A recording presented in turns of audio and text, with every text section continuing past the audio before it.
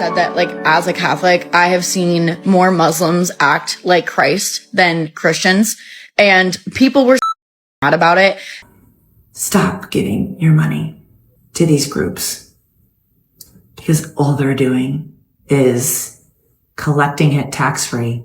They are businesses, essentially, and the people who are in them don't always understand that they are also indoctrinated. To the woman who's calling churches to see if they will feed her starving baby by giving her a can of formula, love you. Keep going. And I just wanted to give a little bit of my insight. I worked for 25 years in Christian ministry, since left the church, left evangelicalism, because I saw it all. I worked at a nationally syndicated radio. I worked for K-Love and raised hundreds of millions of dollars on the air to build buildings and to buy radio stations just to play more Christian music. And I regret it. I'm sorry. I didn't know any better at the time. I was raised in the evangelical world. And let me tell you what we did when somebody in need called the radio station asking for help. We referred them to organizations. We said, oh, this organization could help, or call this church. We just had a random list in the studio. Like, we didn't know if these people would really help. We just needed to get this person off the phone. And I'm horrified. Or we would say a prayer, right? Thinking that, like, I don't know, something magical would show up, but it never did. But knowing hundreds of millions of dollars were given by Christian people to just buy more Christian radio stations instead of feeding and helping single mothers. I'm sorry. It is rampant. So I would like you to call radio stations too. Call K-Love, call local radio stations, try Houston, see if they will help. Curious, because they're tax exempt too. And they say their ministry too. I bet you they'll just refer you to another organization that will say no.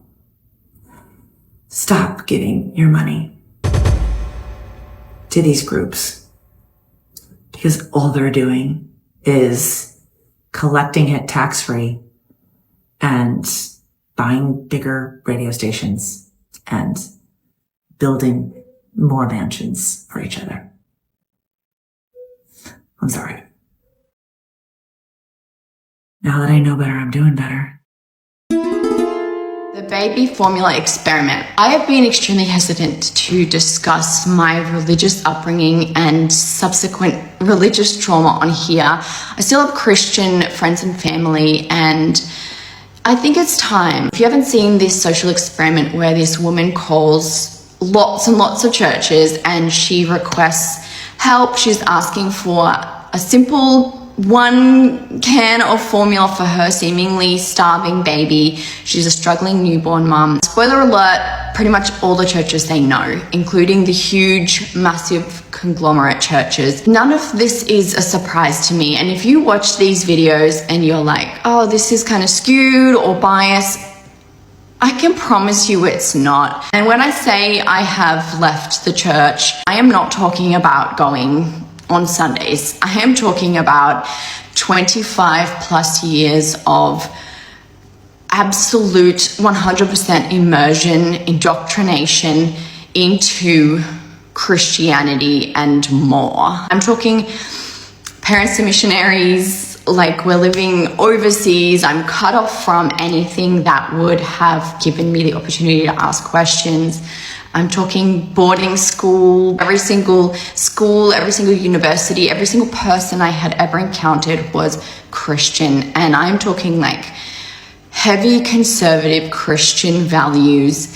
Values is the wrong word. It's something else. If you watch these videos that this woman, and I'll tag her, has posted, and you doubt or you feel like they are biased, I promise you they are not. In fact, I think this is a generous take on, and I'm telling you, I have been to 20 plus churches in my life. If anybody else has had a point where they went, hey, there's something's not right about this. They are businesses essentially, and the people who are in them don't always understand that they are also indoctrinated. And I was leading groups of 20, 30 young children as a 14, 15-year-old and teaching them how to do life. And because I had been so indoctrinated, that's all I knew, and that's what I spewed onto these young children.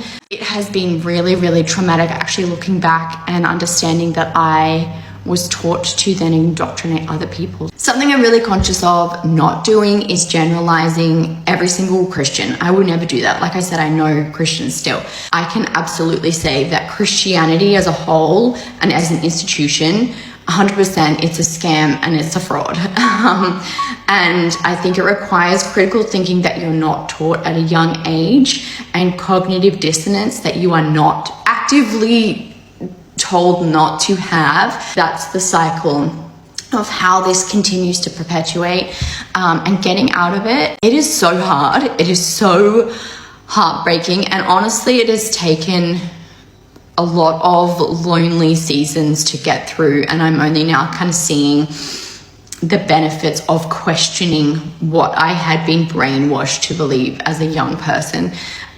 So yeah, tax the churches. I love being right. The other day I posted on my Threads account and I said that, like, as a Catholic, I have seen more Muslims act like Christ than Christians, and people were mad about it.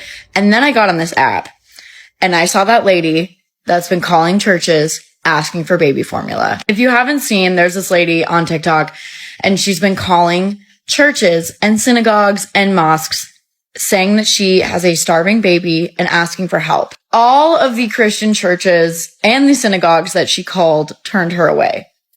When she called the mosques, the imam immediately said, "Where are you? How soon can you get here? And what do you need?" and helped her without any hesitation. I will note also that she called a couple Black Southern Baptist churches and they also helped her immediately. But this is exactly what I was talking about. The fact that the mosques that she called didn't ask her any questions, didn't ask her for any clarification, just said, "Where are you? Get here now. We will do whatever we can." And the churches that she called didn't even offer to help her find services that could help her when they refused to. Someone that, for all they knew, was a mother with a starving baby.